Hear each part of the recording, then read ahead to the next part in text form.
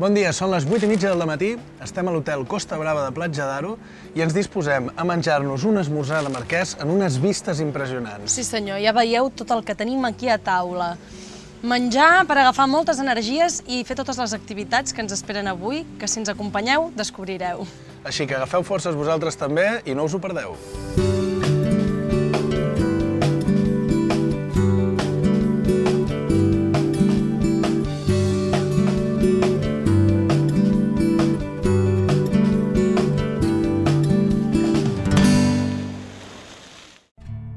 Avui comencem la nostra ruta a la vila romana del Pla de Palol, un jaciment arqueològic que es va trobar al costat de Cala Rovira, aquí a Platja d'Aro. I es va trobar al segle XIX, o sigui que, bueno, relativament parlant, podem dir que és un descobriment força actual. Sí, doncs mira, aquí ho tenim. Anem a veure què tal. El nom Palol prové del diminutiu llatí Palatiulum, que vol dir petit palatí. La referència al palatí romà és una indicació de la importància i del luxe de l'antiga vila. La vila romana del Pla de Palol explotava els recursos naturals de la terra, tant en l'agricultura com en l'extracció de fang per la fabricació de ceràmica. La primera investigació es va fer al segle XIX, però l'excavació en extensió es va dur a terme durant els anys 1988 i 1999.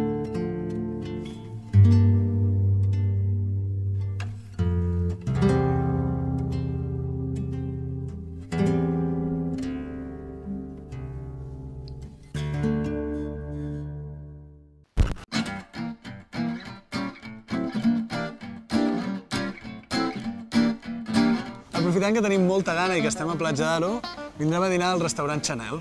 Sí. Què te sembla? Perfecte. Pues mira, Em sembla que em deus una colònia, tu. Em vas prometre que me la compraries i no me l'has comprat encara. és que quan té gana es posa una mica No pesadeta. tinc gana ni em poso pesadeta, però ara m'ha vingut a la memòria, Va, sí o no? tinc entès M'ho vas que- prometre o no m'ho vas prometre? Sí, potser doncs sí. no tens entès res. Va, tinc entès que en el postre t'aportaran un present, potser és una colònia. Quan sigui mentida, vamos. Hola. Hola, Bones. buen día. Bon dia. Per dinar dos, pot ser? ¿Aquí mateix? Sí. Ah, Endavant, molt bé. gràcies. Hola, mira. Hola. Esta es la carta normal Vale. Muy bien. y esta es la carta de menú degustación. Tenemos platos que llevan muchísimo tiempo aquí, Vale, eso. entonces dices, le tienes cierto más cariño que a otros, ¿no? Vale. Entonces son, pues, por ejemplo, el tartar de salmón, el cochinillo confitado, Vas bien por ahí. Me estás... el rape a la crema de boulet. Ay. Vale, pues me gusta un plato de estos que le tenemos cariño, pues venga, va. Yo quiero platos con cariño. ¿Tú también? Sí, jo també. Todo me gusta, o sea, ¿qué?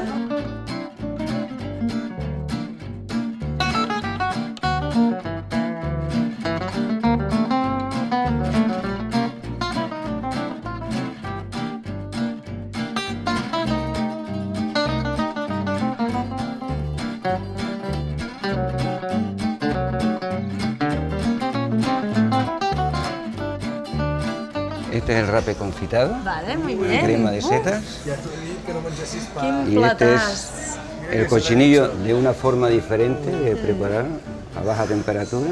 Que pinta que Queda muy bien. Molt bé, moltes gràcies. Buen profit. Gràcies.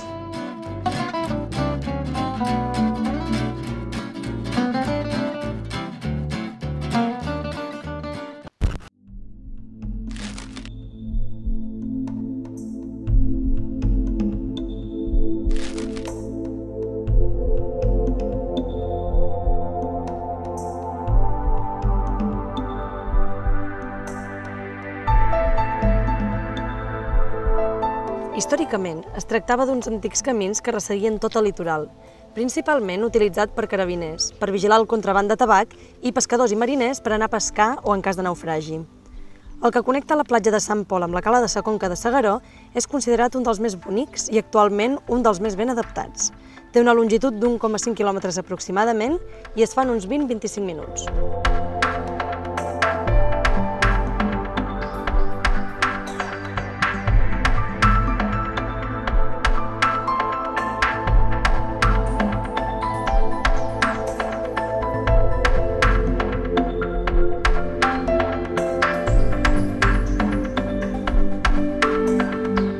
Després de dinar hem fet el camí de ronda de Platja d'Aro a S'Agaró, on ens trobem ara.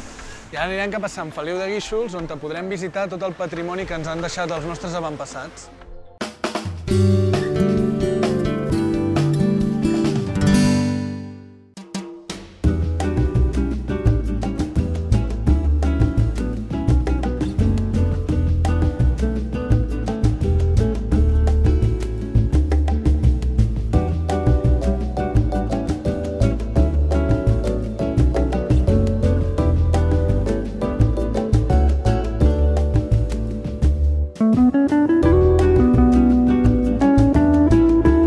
Estem davant del conjunt monumental del monestir de Sant Feliu de Guíxols. Sí, datat del segle V i considerat patrimoni cultural d'interès nacional. Entrem? Som-hi!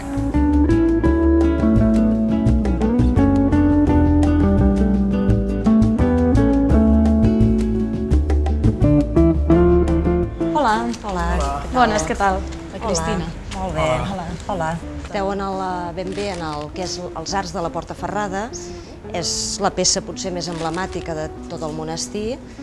És una construcció anterior a l'església romànica. Tota aquesta zona formava part d'una vila romana del segle IV abans de Crist i segurament el que és la Porta Ferrada, aquesta construcció, és anterior al que és l'església romànica. I aquesta seria l'entrada principal del monestir?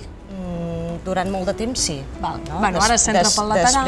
Després es va construir, es va ampliar l'església, la part gòtica, es va fer l'entrada lateral de l'església. Perquè tinc entès que hi havia com torres aquí. El conjunt més medieval era un monestir fortificat, tenia moltes invasions i molts atacs per mar i llavors es van anar construint torres de defensa. Ara ens trobem a l'entrada que era de la muralla del monestir. Havia estat una muralla més petita i llavors quan es construeix aquest gran edifici al 18 s'engrandeix també la muralla i es fa aquesta porta tan monumental d'entrada. I en l'escut hi ha com tres parts. Una és la mola del martiri de Sant Feliu. Llavors a la part de la dreta hi ha les flors de lis, que representa Carlemany, i llavors hi ha un dibuix de castell perquè en el segle XVIII ja hi havia unes lluites bastant ferotges, molts de plets amb el poder municipal, perdia una mica el poder com a senyor feudal, l'abat del monestir, i llavors ells defensaven que era castell termenat i per això havien de tenir uns privilegis enfront de la vila. El que és interessant és el circuit que feien els monjos, per exemple, que feien un circuit per anar a l'església diferent de l'entrada de la població. Hi havia molt marcat uns espais només dels monjos i els espais on estaven compartits amb la gent de la vila. I tenim ceràmica que s'ha trobat de vida quotidiana, des d'època romana, medieval, fins al segle XVIII. Aquí tenim unes peces que provenen del retaule del monestir i es fa una mica d'explicació com a centre cultural al monestir. I llavors també hi havia com un ritme en el cafè diari dels monjos i la música era molt important. Al dematí, al migdia, a la tarda, al vespre, la música era molt present.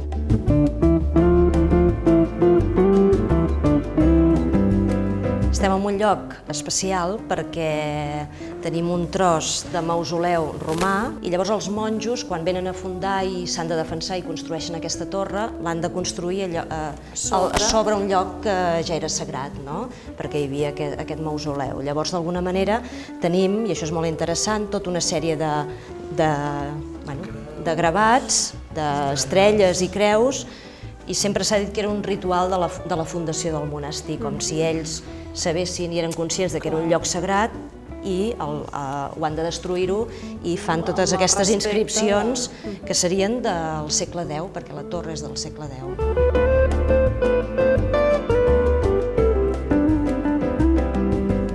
Feia molt de temps que la gent no podia pujar en aquesta torre perquè des que varen marxar amb l'esclaustració els monjos al segle XIX havia estat un espai on estaven ubicades les campanes, llavors només pujava el rector de tant en tant i feia molt de temps que d'alguna manera no era un espai obert a tothom. La Torre del Fum, que era la torre des d'on es vigilava, tots els atacs que podien venir per mar, ha tornat a recuperar una mica aquesta funció visual que ara té com a mirador.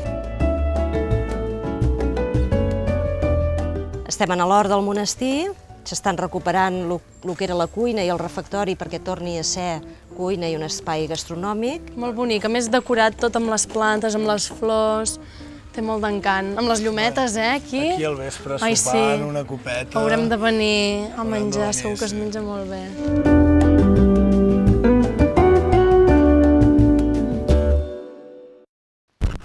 Doncs, a 3 passes del monestir de Sant Feliu de Guíxols que acabem de visitar, ens trobem amb l'espai Carmen Thyssen.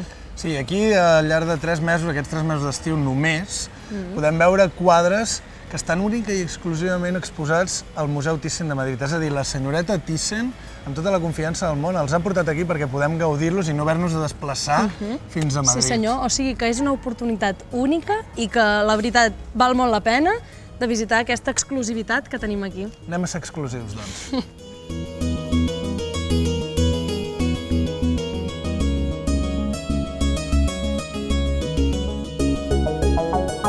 Hola, bon dia. Què tal? Benvinguts. Bones, gràcies. Hola. Bones. Benvinguts a l'espai Carmen Thyssen de Sant Feliu de Guíxols. Merci. Esperem que podeu gaudir la vostra visita en aquest entorn ple de bellesa i de cultura. Merci. Escolta, una pregunta. Perquè nosaltres coneixíem el Museu de Madrid, Carmen Thyssen, però no sabíem que aquí a Sant Feliu també hi havia aquest espai. Com és? La Baronesa té un vincle especial amb Sant Feliu de fa molts anys. Fa qüestió d'uns 9 anys o així va sorgir la idea de poder fer un museu Carmen Thyssen a Sant Feliu de Pintura Catalana.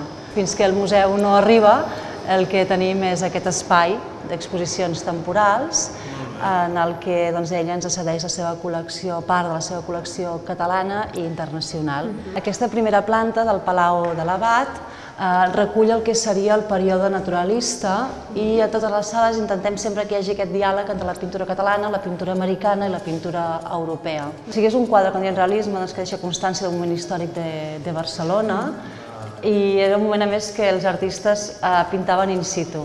No és un quadre d'estudi, de taller tancat, que és divertidíssim veure aquestes nenes jugant a l'aigua, tot el seu reflex, el reflexe de tots els personatges, una mica tot aquest mar tan viu. Aquest és fantàstic, perquè aquest quadre ens aproparia al que seria el romanticisme americà i el que és curiós d'aquest quadre, si us hi fixeu, que ens el situa realment a Nord-Amèrica, és el personatge que hi ha a la canoa, que és un indi. Ens trobem a la segona planta d'aquest Palau de l'Abat. Des d'aquest edifici és des d'on tu pots arribar de manera més ràpida a qualsevol punt del monestir. En aquestes estances l'hem posat pintura impressionista francesa, llavors peces remarcables, tenim el Renoir, per exemple. És magnífic perquè realment l'artista aconsegueix pintar l'olor del blat, l'atmosfera, aquella calitja d'estiu, sembla un mar daurat. En aquest quadre, sí, és de primera època del Gauguin, doncs ell estava de vacances i tots els personatges que hi veien al quadre són els seus fills. Aquí és on ja ell decideix deixar la seva feina vinculada al món de les finances per dedicar-se a la pintura. És un quadre del Joaquim Mir, que el va pintar en una de les seves estades a Mallorca. Evidentment és un quadre inquietant i aquest, d'altra banda, també el fet de ser tan inquietant i tan angoixant és d'un moment crític en la vida de l'artista i ens dona peu al que passarà a les següents sales, que és l'expressionisme alemany. El quadre que hem triat és aquest paisatge amb castanyer, perquè realment l'aspecte, o sigui, quan visiteu l'exposició veieu que hi ha paisatges que ens relaxen, paisatges que són més aquàtics, paisatges més aeris, i aquest és un paisatge, quan li donen la mà al Mir, en el sentit d'inquietant, és a dir, aquí una fada no, més aviat sembla que és un bosc encantat. Fixeu-vos que fins ara hem vist molt paisatge de mar, hem vist la natura tornada esdevinguda jardí, i en aquestes sales el que hi pren protagonisme és la figura que habita en tots aquests espais. Aquest quadre, que a més és imatge de l'exposició, és un quadre d'un pintor americà. S'ha triat per múltiples raons. La primera, perquè la col·lecció de la Baronesa és la més important de pintura americana que pots trobar a Europa. En segon lloc, perquè aquest artista, el Walt Kuhn, va organitzar una exposició l'any 13, l'Armory Show, que marca un abans i un després la història de l'art nord-americà. I en tercer lloc, perquè evidentment és una imatge que per la seva composició, dibuix, colors plans, és perfecta per jugar com a imatge de cartells. Deixant enrere els quadres, ara per aquest passadís el que tenim és un cronograma i el temps ens torna envolvent. La intenció d'aquest timeline és mirar els quadres, quan estan pintats, què passa? Tenir aquell referent més tangible. Exacte. I llavors tens fets històrics locals de la ciutat, fets històrics nacionals i internacionals i fets culturals, que ens ajuden a contextualitzar quan es pinta, què passava a l'entorn d'aquell quadre. L'exposició normalment per als nens sol ser passiva, completament receptiva. I el que és interessant és que perquè et quedi en la memòria que sigui una experiència activa. I aquesta és la part del taller de l'artista, és a dir, que tot allò que ells han vist, com ho poden reproduir, com els pot inspirar i com ells també poden ser protagonistes.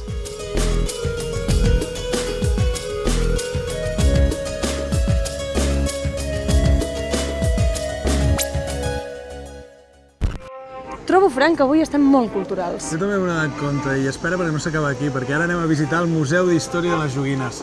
Anem a ser nens altre cop, que això és maco.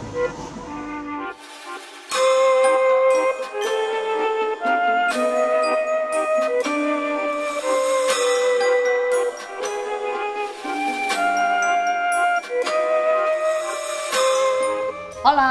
Hola, què tal? Bona tarda, què tal? Hola, bones. Soc la Cristina, ell és en Fran.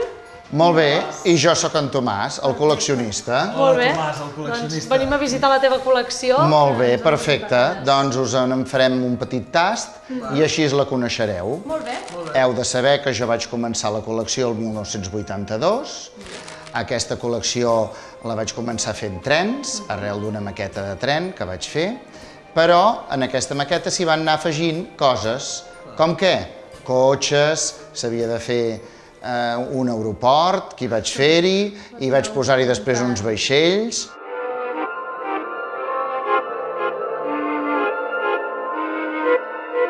El museu el tinc estructurat per èpoques i així es pot veure la història d'Espanya a través de les joguines. En aquest cas estem en l'època més antiga, correspon amb la Revolució Industrial, 1880, van començar-se a fabricar tota una sèrie de joguines per fàbriques i aquí n'hi ha una petita mostra que són les que arriben fins abans de la Guerra Civil Espanyola. Totes o la majoria de llauna litografiada i amb molts de detalls de tots els objectes. Frank, vols posar tu la mà? Sí, m'agradaria. Doncs vinga, a veure què passa, com els nens petits.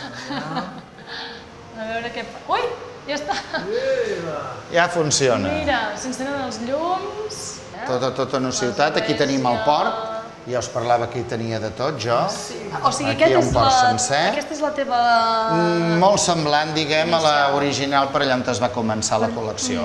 I ara el joc pels nens consisteix en trobar dos animals que van molt ben vestits i que estan passejant un altre animal.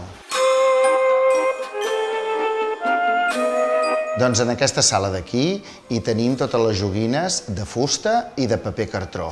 Són les joguines que es van fer després de la guerra, és a dir, als anys 40, perquè tota la llauna es havia fet servir per l'armament militar i, per tant, no n'hi havia. I la que hi havia era caríssima.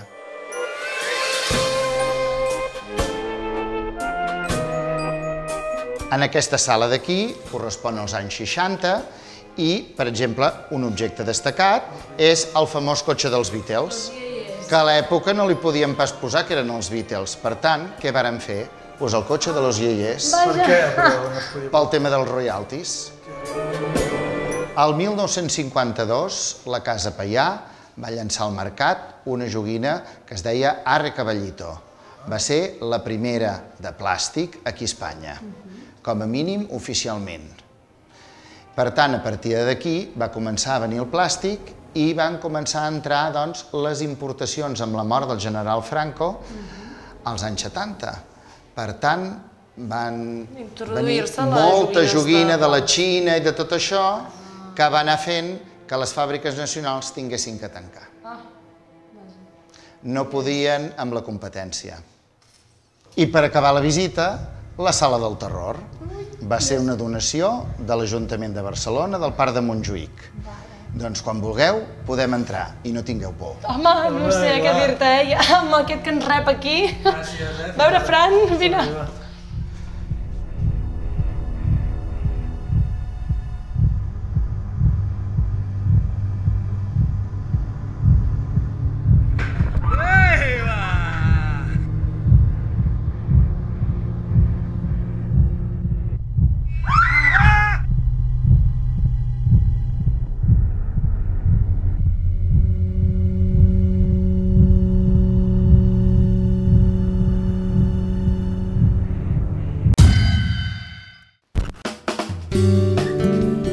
Avui ens despedim amb una vista diferent de l'ermita de Sant Elm, on Ferran Agulló va batejar la costa de Girona amb el nom de Costa Brava. Esperem que us hagi agradat molt el programa d'avui i us esperem a la pròxima ruta. Avui comencem una oportunitat... Un moment, perdó! Fet el camí de ronda de Platja d'Aro a l'espai... No passa res, tranquils, perquè tot es pot tallar.